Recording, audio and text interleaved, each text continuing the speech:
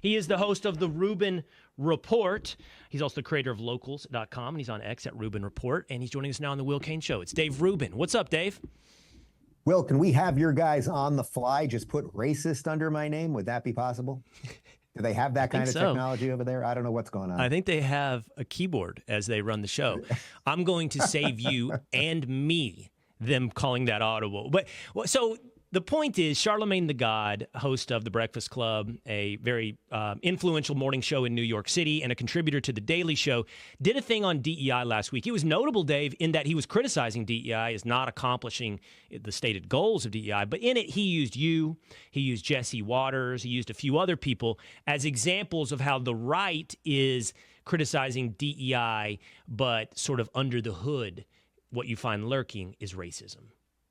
Yeah, well, first off, I refuse to call anyone the God. So his name's Leonard. So Lenny over there at the Daily Show, which is apparently, I guess, apparently it is a daily show or it isn't. It's a little unclear to me. Jon Stewart hosts it, I guess, once a week, but then I guess they have a bunch of other people that do it the other days. He was hosting. And you're right. It's interesting about this Lenny guy because he kind of gets it about DEI because he opened the segment by basically saying it doesn't work and it has not gotten the fruits that they would have liked, which apparently means that you should just have black and lesbian and trans executives in all of these companies and all of that. And then at the same time, he also said that here's a bunch of people. He showed a clip of me and Jesse, as you pointed out, a couple other Fox hosts, basically criticizing DEI. And he said, oh, what they're really doing is just masquerading for their racism. Now, call me old school, Will. I am of a certain age. I think we're ballparking in the age range here. But I come from a time when not caring about skin color made you not racist, and being obsessed with skin color made you racist.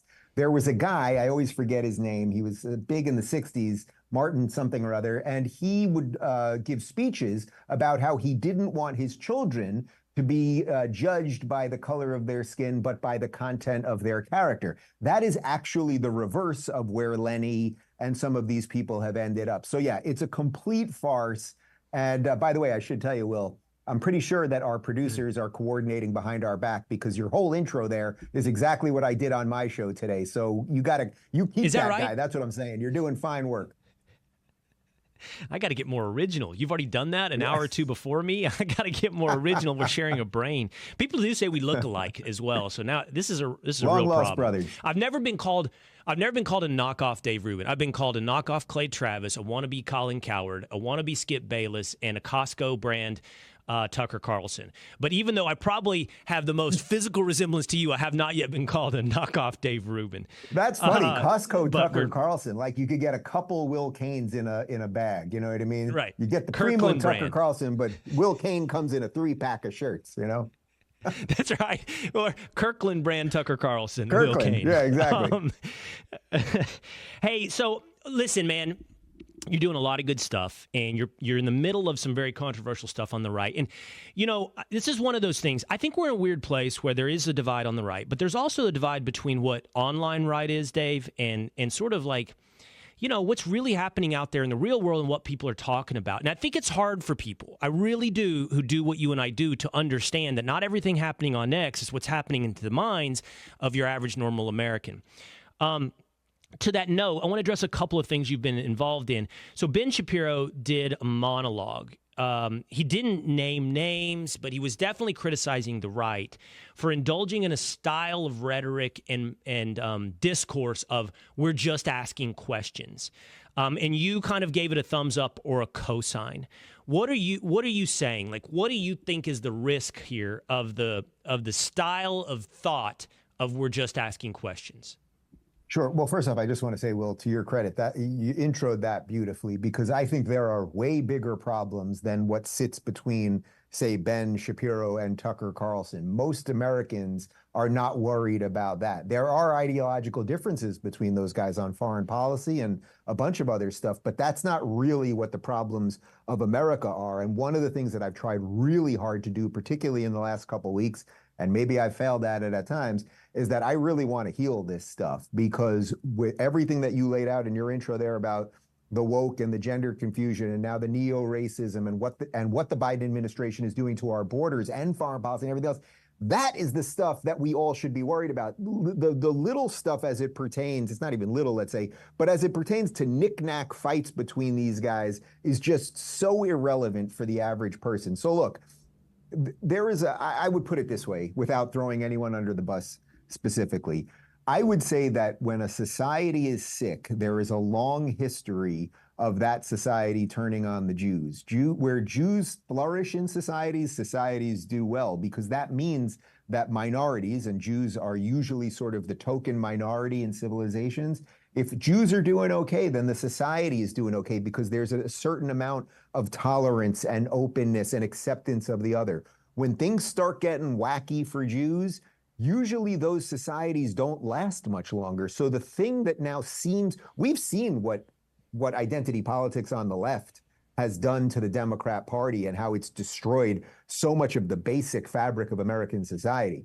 Now there are little embers of it on the right, and I would prefer to take those, to quash those, to put some water on those. So for example, I will use names in this one because you mentioned Ben and Tucker. It's like Ben has repeatedly laid out what his positions are as it pertains to Israel and foreign policy, and Tucker has laid out his positions. The difference is that Tucker has basically said that he despises Ben Shapiro. I think his word was despises because he wants his children, in effect, to die for Israel. Ben has never once, he repeated it on my show in this studio last week, called for American troops in Israel. I was just in Israel for a week. I didn't hear one person across the political spectrum call for American troops. What they want there is they'd like a little diplomatic cover because they're getting hit every which way. And yeah, they do need munitions to fight this war with an army. I mean, Hamas is not just a terrorist group. They are a full-on army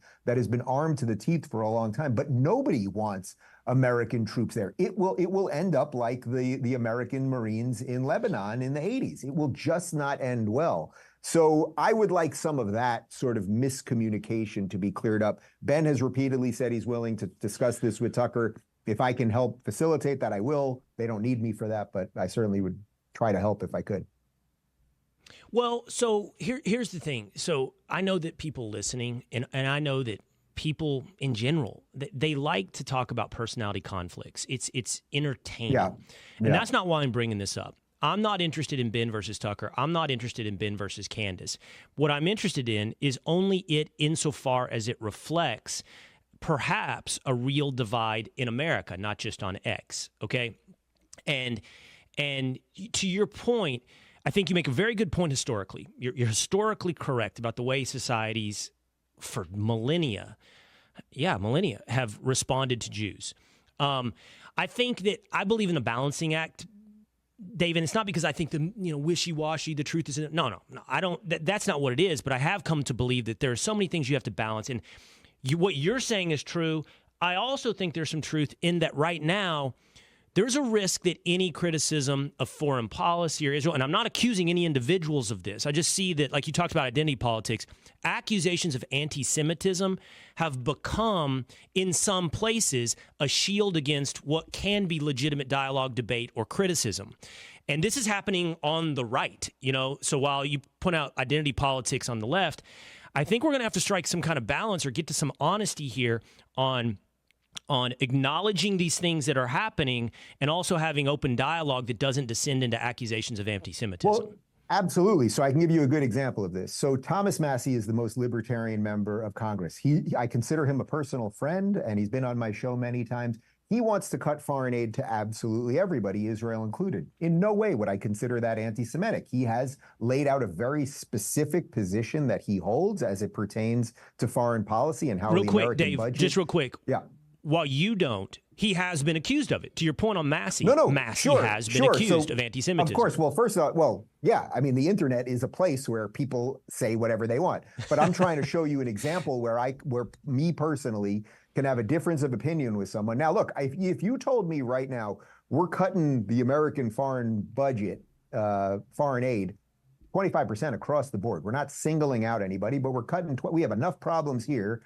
We're cutting it 25%. I would be fine with that. By the way, every dollar, I know you know this, but every dollar that we quote unquote give to Israel, we don't give to Israel. It has to be spent in America, which is a very perverse system. We actually, and Obama did this. He was the one that changed the way our foreign aid to Israel went out.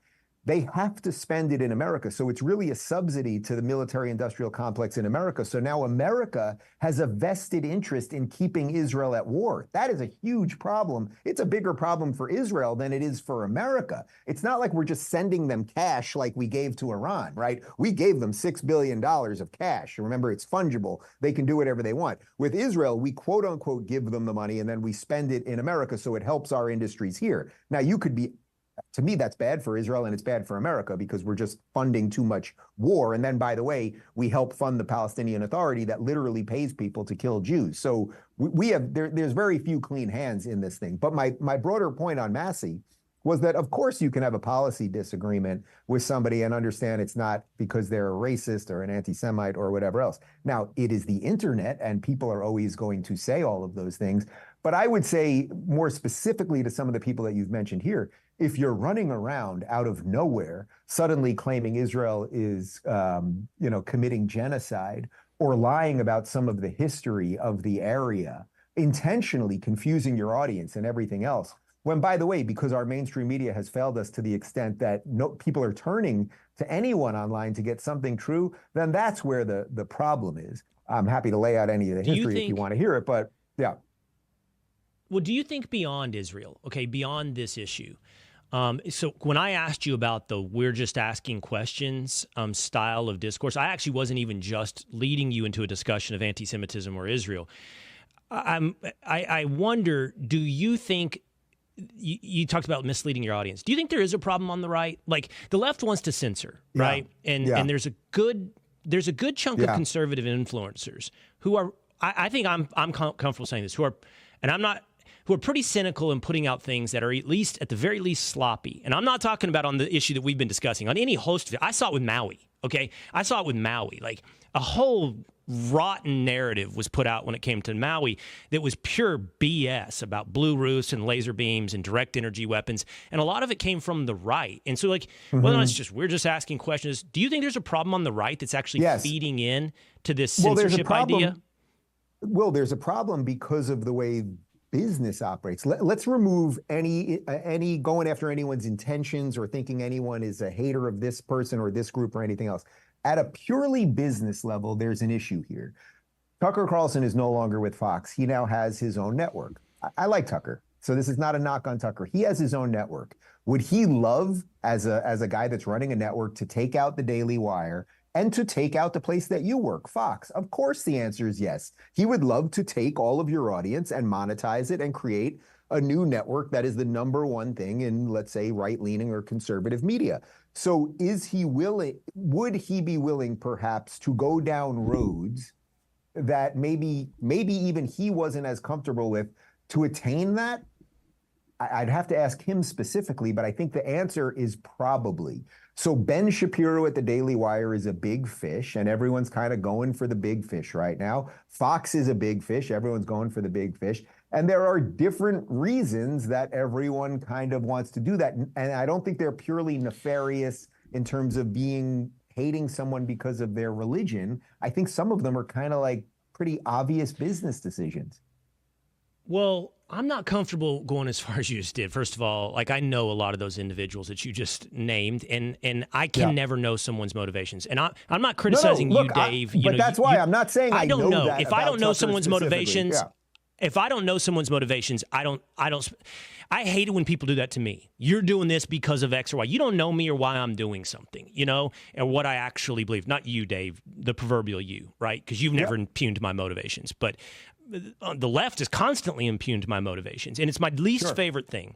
But I do think, and again, this is beyond the individuals discussed, incentive structure on the internet is leading certain conversations in directions in pursuit of eyeballs and traffic, okay? But what's interesting about this, Dave, is I think we're actually, and you know so much because of your involvement in Rumbles and local, I think we're starting to see like eyeballs and traffic that don't create true audience with real value is kind of worthless, Dave. Like it's just like attention seeking. So what I've been calling that lately is I think there's a certain set of people, and again, I'm not, and I maybe I misspoke or you slightly heard wrong. I'm actually not going after Tucker when I say that. I'm just trying to say, as a business person, if you were creating a competitive product, you would go for the number one guy, right? Like if somebody's selling the number one toilet tissue, then another guy comes out, you're going to try to get his market share. That's just how it is. But I would say, in relation to what you're talking about now, what you're really talking about is that the internet, because it has so opened up everything, there's always a fringe, and then there's a fringe of a fringe, and a fringe of a fringe, and a fringe of a fringe of a fringe, and there's always an audience there. So you're going to have people constantly chasing all of these things.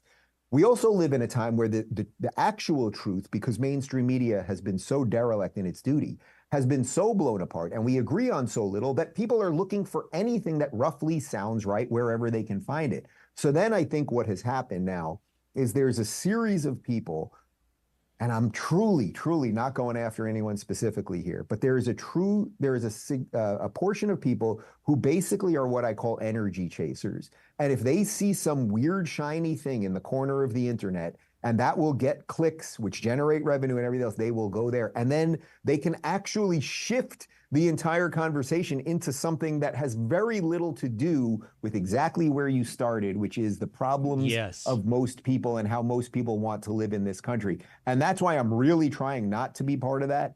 And even when I had Ben on right after the Candace thing, if you watch the whole interview, I went out of my way not to attack her. I think we've talked about Tucker here. I'm not attacking Tucker. I'm just and I'm trying to do that. And maybe I'm failing at it. Maybe there's no way to be part of any of this and then not be part of the meta problem. But I think it's worth a shot. I appreciate your sentiment. You said you want to be a bridge builder, and I appreciate your sentiment. I think you've characterized it well. It's like an energy chaser. And I just, again, I don't like interpersonal. It's not that I don't like interpersonal conflict. I'm happy to look someone face to face and debate hard. I don't like the soap opera part of all of this stuff. But I do think underneath the soap opera, there is something going on. And a lot of it, if we're being honest, is happening on the right. Like the energy chasing you're talking about, that thing, it's happening on the right. Will, the best resolution for what we're talking about specifically here is that Tucker and Ben sit down. I know Ben has agreed to do it. I know they've texted about it privately. Ben said that on my show. And because it is Tucker that, in my estimation, has misrepresented Ben's opinions, I've never heard Ben represent Tucker's opinions, it's incumbent on Tucker to have that sit down. There is no reason that Tucker Carlson and Ben Shapiro shouldn't have a sit down, hash this out, and then Dave Rubin and Will Cain will figure out something else to talk about in a couple weeks. And that would be the best resolution. I haven't talked about it up until now. Yeah, the only reason, again, I've said it for the third time. The only reason I am talking about it is because I want to explore deeper things, and I think there is something deeper on the right. I'm with you. We're kind of toying into this idea of, I think in some ways we're allowing the whole censorship regime to point and go, see. And when I say we, I mean, that's the loose collection of right that represents, as you pointed out twice now, so importantly, on the internet, which is the internet is like, you get everything you want to find on the internet. And that's the way we both believe it should be, by the way. Neither of us would believe in censorship. Okay, you got to go in just a moment. So I want to ask you one quick story or quick topic that's totally divorced from what we're talking about, because I think you'd be interesting on this. Billy D. Williams was on Bill Maher's podcast, and he said that he thought there's nothing wrong with actors doing blackface. He pointed to Laurence Olivier doing Othello. He thought it was funny, and Bill Maher was kind of blown away, like, well, you'd be destroyed today. And of course, Bill Maher is accurately diagnosing reality, but the question is, should it be reality, or is Billy D. Williams right? Like, the nature of acting is acting. So if you want to, playing another race is part of acting. First, Will, I got to tell you, when I lived in LA, one of the best things that ever happened to me was going to a jazz club, Vibrato, and seeing Billy D. Williams at the table next to me and walking up to him and saying, thank you, Lando, for everything you did for the galaxy. And I bought him a drink. That is one of my great joys in life. That's number one. He didn't even take the drink, but I offered to buy him a drink. Look, this is going to get me in trouble, I'm sure, too, but of course he's right.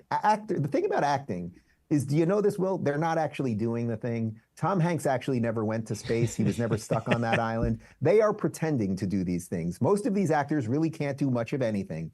And you might pretend, Robert Downey Jr. pretending to be a black guy in Tropic Thunder, which somehow he's escaped the horrors of. There are plenty of people who do blackface, like Jimmy Kimmel or Sarah Silverman, who dated for a while, who do it with actually more of like an honestly racist undertone to it. but a gay person should be allowed to play a straight person. A straight person should be allowed to play a gay person. I don't know that you really need white people playing black people, but once we start putting these artificial constructs on art, which is what movie making and television stories are supposed to be, once you start doing that, you degrade the very definition of what art is. And might I hypothesize, Will, that that's why we don't have that much great art right now. When was the last time you heard a great new song?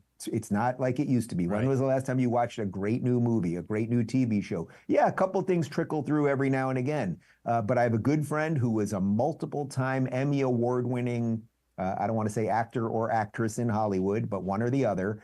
And he or she told me that basically you cannot do anything anymore because the second you get in that writer's room, instead of them talking about what's the best story, what are the most original characters, et cetera, it's, oh, we have to have a trans writer and a black writer. We have to talk about our feelings for 3 hours and everything else that you laid out in your monologue there. It takes away from the intention of whatever, or the purpose of whatever the company is, or the art is, or anything else. And we will be left with not much of anything, and we'll all just have to watch the same stuff we watched in 1985, which for me isn't that terrible, but you know.